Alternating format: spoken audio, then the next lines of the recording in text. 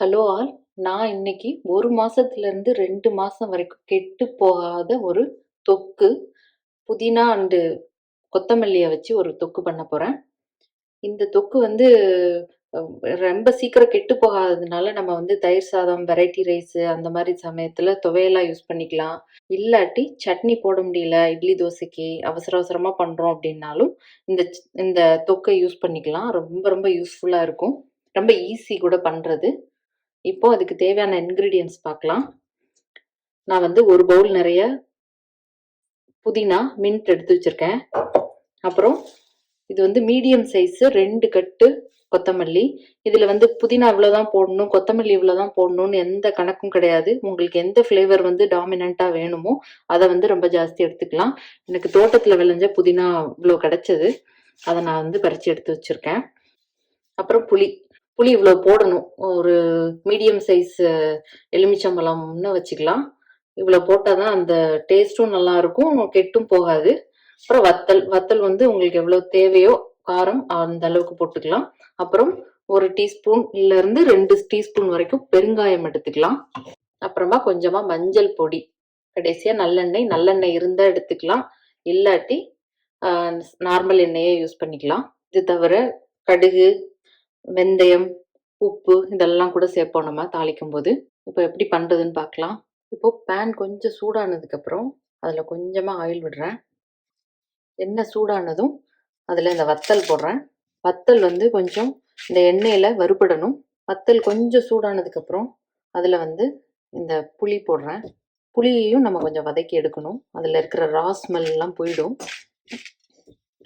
ஒரு நிமிஷம் வதக்குனா போதும். இதில் பெருங்காயத்தூளையும் சேர்க்குறேன். பெருங்காயத்தூள் வந்து கொஞ்சம் பொரிஞ்சதுக்கப்புறம் இதெல்லாம் எடுத்து நம்ம தனியாக வச்சிடணும்.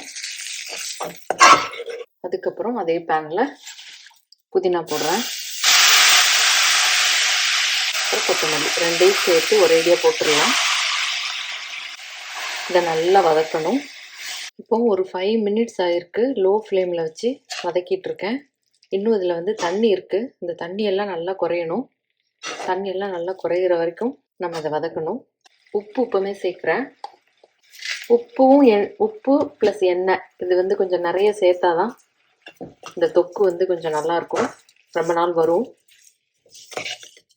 உங்களுக்கு உப்பு நிறைய சேர்க்க வேண்டாம். நம்ம அப்பப்போ இந்த மாதிரி தொக்கு 2-3 நாள் வச்சு சாப்பிட்றதா இருந்தால் உப்பு நீங்கள் கொஞ்சம் கம்மியாகவே சேர்த்துக்கலாம்.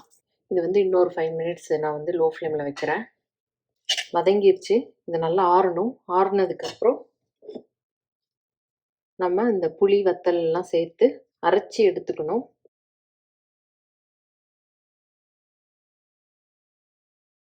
கொத்தமல்லி புதினாவை நல்லா அரைச்சிட்டேன். இந்த மாதிரி அரைச்சா போதும். இப்போ பேன் சூடானதும் நான் நல்லெண்ணெய் சேர்க்குறேன். எண்ணெய் கொஞ்சம் ஜாஸ்தி தான் சேர்க்கணும். எண்ணெய் சூடானதும் கடுகு போடுறேன்.